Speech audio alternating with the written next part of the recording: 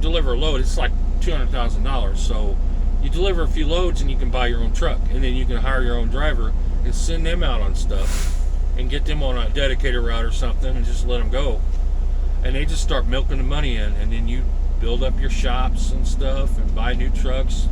The cool thing about that is you got to go around and discover the truck sales guys. It don't automatically open up where you can buy any truck.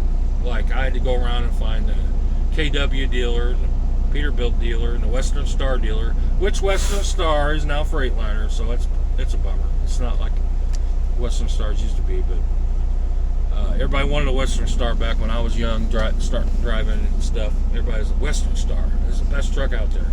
And it was. But now it's just a Freightliner. And all these trucks, they're the same. You can get a Freightliner, Volvo, Peterbilt, Kenworth. They're just designed different inside. Like the Volvo's got the best viewing area on the windshield. Freightliner's about mid-range, and of course everything inside shakes and rattles. And but you know, a lot of the trucks do that now because they're all plastic. You know, Peterbilt, they're more narrow. Kenworth, they're more narrow. So you see them guys kicking the doors open when they're backing in, trying to see better because they're in a freaking stretch out Kenworth Peterbilt or something. And I talked to the guy today on the radio. He had a big old sleeper, like a apartment on the back. Him and his wife were cruising along, and we were talking, and he went by me because we were stuck in a backup and we started talking. And he was telling me what it was like in there and how nice it was. He said, but you know, if you get one of these and you're out and you're an owner operator, don't count on getting home because you got to pay for it. You know, they're higher. That's big money right there, you know.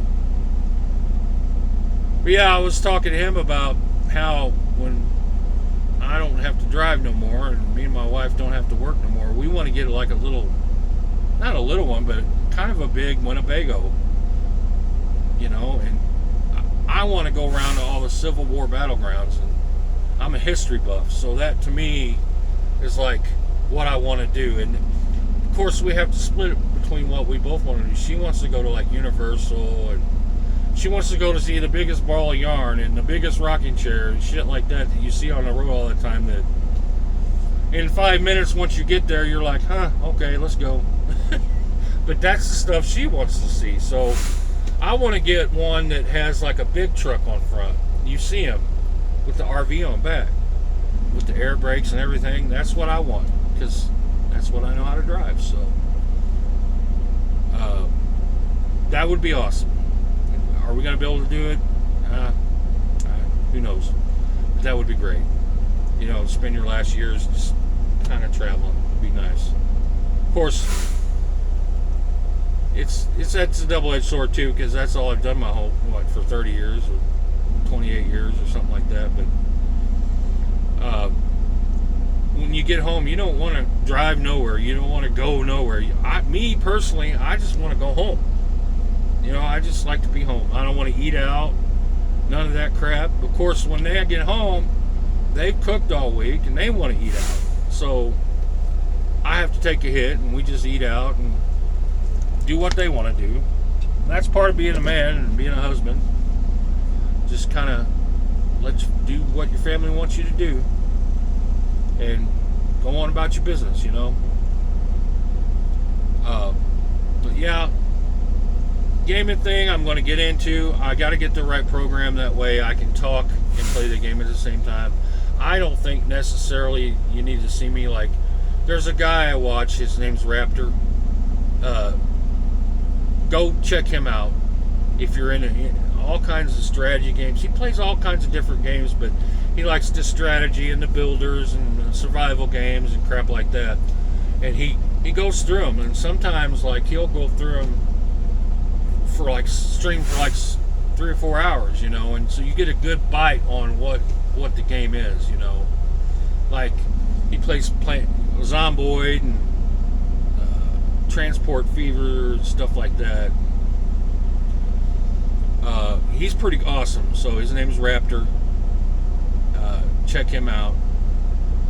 I don't know him or anything, but that's the kind of thing I want to throw out here on the channel, is little things like that, because I like to watch him before I decide to buy a game, you know. And if I check him out, what he's got streaming, like when I get home on the weekend, I check him out, what he's done. He'll do games that I didn't even know were coming out. So then I'm like, oh wow. And then I'll go on Steam and I'll check it out, see how much it is, and I'm like, oh, I wonder if this is any good. And then I'll watch it.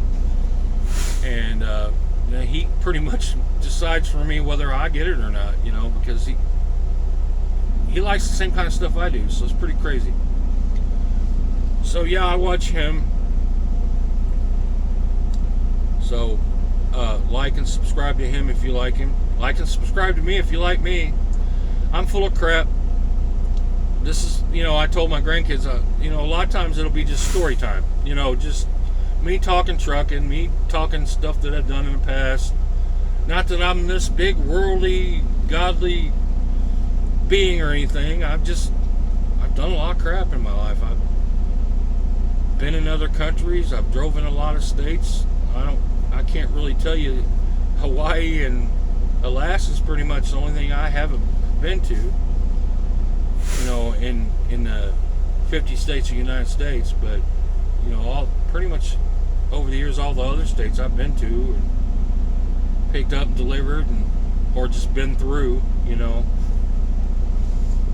so you know, I got a lot of stuff, a lot of stories, a lot of funny things that you see. I told my wife today, the stuff you see out here. Like I seen a woman today get out of a truck, and she had 5 dogs in that truck. And I'm like, good Lord, how can you have 5 dogs in a truck? 1 dog is pushing it. I mean, can you imagine the smell? But she was out there with no socks, no shoes, up in the middle of all these dogs, and she had them all on the leashes at the same time, and she was trying to wrangle them around, and they were all taking shits and stuff right around her feet. And I'm like, good Lord, what? That's hillbilly, man. And I'm hillbilly. I'm a hillbilly that lives over by St. Louis. But that was hillbilly. And I was just watching her. I was sitting there eating my sandwich, taking my 30-minute break, parked and stuff. And please park when you take your 30-minute break. That causes a lot of problems. But anyway, I saw her out there doing that. I was on the phone with my wife. She's at lunch too. And I was like, Lord, man, that's hillbilly as hell. I know she's stepping in dog crap. Gross. That's how you get worms, man. When I was a kid, I went everywhere barefoot, and I had worms like 3 or 4 times, and they finally started making me wear shoes, you know, because I grew up on a farm in Indiana. I was hillbilly as they come. So, yeah, this is the kind of thing I'll do, and I want to get a lot more gaming. But the problem is, I got to get started, and when I'm home from work, I just want to game. I just want to have fun. I don't want to have to do that, you know? So I'm trying to get into that. So be patient with me. I will. A lot of it is I want to be able to have enough stuff to say. I don't know if that'll be a problem because I'm full of it too. So I always got something to say, whether it's smart or dumb or goofy or stupid.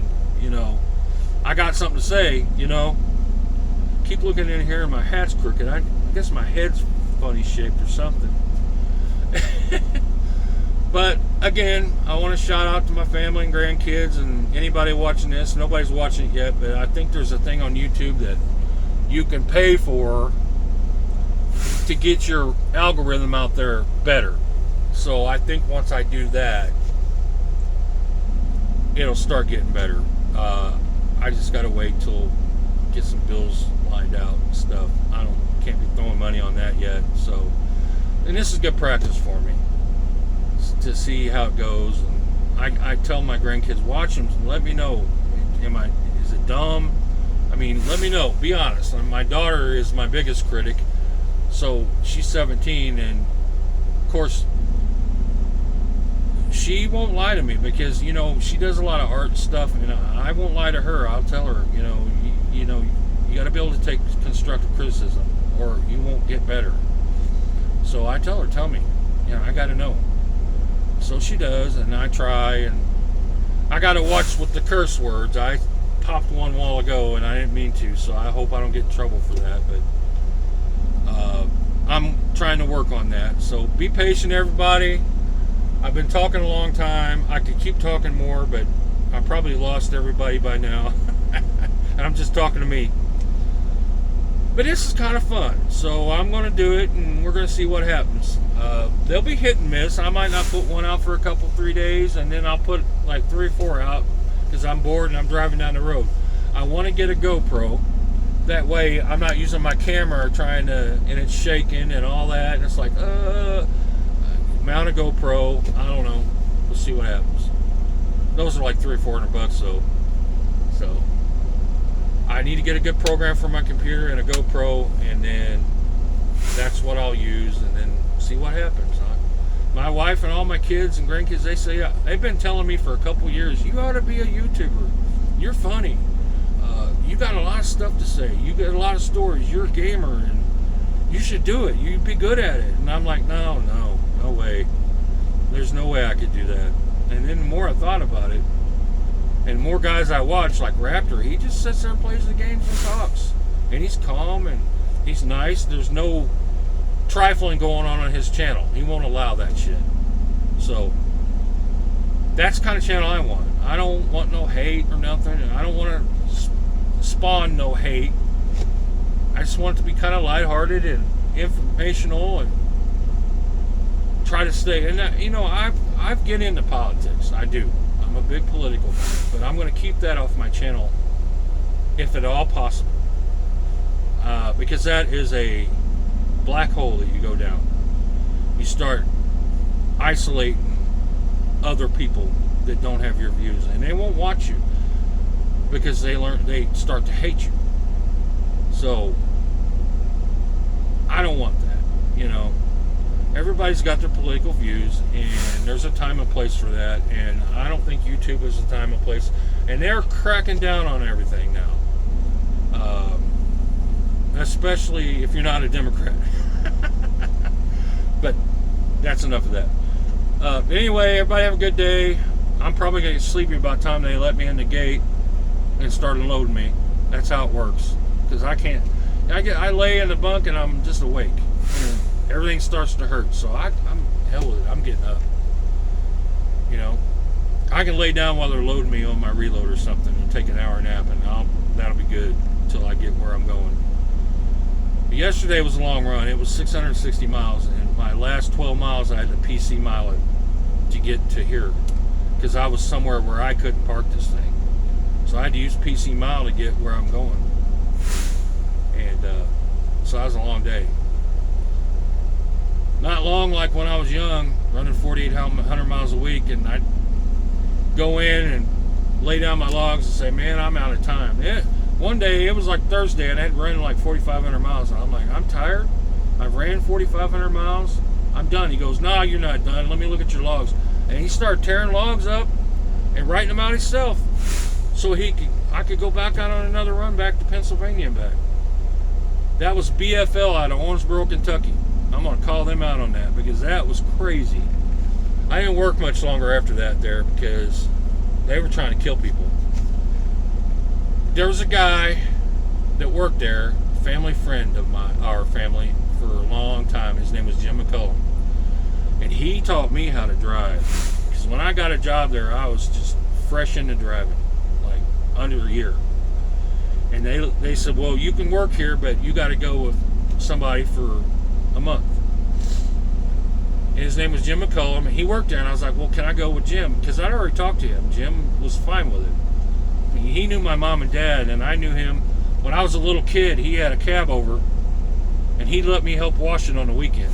And I thought that was just awesome. He's probably the reason why I got into trucking. That, and I had 2 uncles that drove truck their whole life, like my Uncle Wally.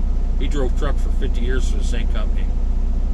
My Uncle Don, he died in the 80s driving truck, but he had his own company. He had like 10 trucks, and he was running so hard he was popping bennies. Back then it was bennies. And he come home after a week or 2, and he hadn't slept the whole time, and he come home and went to bed and died in his sleep.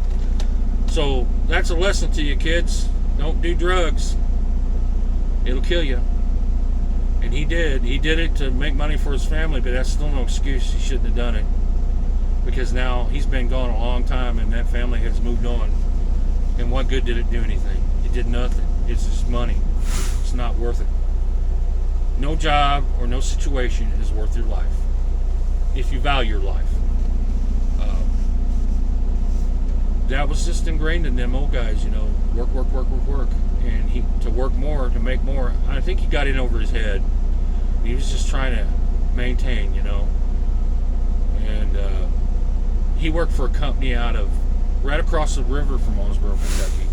Back in the day, it was called ECK, E-C-K, and it was a flatbed company. And I guess when I was driving I first started in the early 90s, they went out of business. He had all his trucks leased to them. They were run flatbed, and because they're bigger money in flatbed. Especially down around Owensboro back in that day, they were running a lot of aluminum and steel and all kinds of shit out of there. So they were hitting it. They were doing good, but they would pop Benny, and that was back before they did drug screens and all that, and they cracked down on, made you have a CDL. Back in the day, you could just get a chauffeur's license and drive truck, and now you got to go through all the rigmarole of getting your, I got to get a physical every year because of my blood pressure and blood sugar, and it's just a pain in the butt. And every year it seems like they want to crack down on you more. They're making it so much, and that's why there's a truck driver shortage, because they're cracking down. And they're not letting you drive for all these little reasons, like if your blood sugar is just a certain amount over, they won't let you. Or if your blood pressure is a little bit too high, and it's not much, they'll stop you. They'll put you out of business. So it's hard. It's hard to stay healthy driving a truck. It is. I see bonehead truckers all the time, and them guys. He's always showing them guys doing exercises outside their truck, and I think that's funny. That's funny as hell.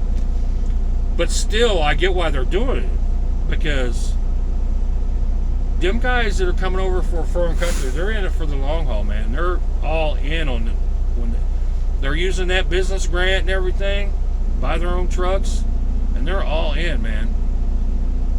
So they want to stay healthy so they can take care of their families, and they're taking care of families that are still overseas and stuff. But still, them guys are dangerous. You got people, and if you're in a car around these trucks, you got to watch it. I'm telling you, it's a quick way to die, because a truck will crush a car without even thinking about it and keep rolling down the road. So, I seen a fatality today. That backup, it was right at Fort Campbell on I-24. Car went off in the median and crashed into a tree. It was a fatality. And they shut the road down for, I guess it was like an hour. We sat there, and finally they let us go. But it's just that easy. And that was just a car going off the road and crashing into a tree. You know how there's little woods in the middle of the median there in Kentucky and Tennessee. And, mainly Tennessee is big about that. And they crashed into it and died. So it is so easy. And I've been talking to my daughter because she just got her license, so I'm kind of on this kick right now. You really got to watch it, because being in especially a four-wheel vehicle, a car or a pickup truck or an SUV, and people get in SUVs and they think they're bulletproof. You are not. You will die just as easily as somebody in a little Kia. Stay away from the trucks. Get past them. Don't tailgate. Don't pull right in front of them, because what if you pull right in front of them and something happens right in front of you? You're going to slam your brakes on, and the truck behind you is going to have to slam his brakes on, only you're going to stop way faster than him, and he's just going to plow you. Or he's going to have to go off in a ditch or something. Or whatever. But nowadays, they're not going off in the ditches. They don't think like that. They don't care. They will plow into a bunch of cars. And you see it all the time, these guys doing that, and they will find something on you and put your ass in prison. If you do that, they'll go through your logs, they'll go through your personal history, they'll do all of that just to try to find a way to prosecute you and put you in prison for manslaughter, at the very least. So, if they find out you're doing drugs or something, because the first thing they're going to do is take you to the hospital and draw your blood. That's the first thing they do if you got a CDL and you're driving and you have a fatality accident or a major injury. They will go take you to the hospital and draw your blood. And if you got drugs or something illegal in your system, they will put you in prison. So you got to be careful. And cars, be careful. Because I hate to see that. You know, that could be my family in that car. I don't want to see that.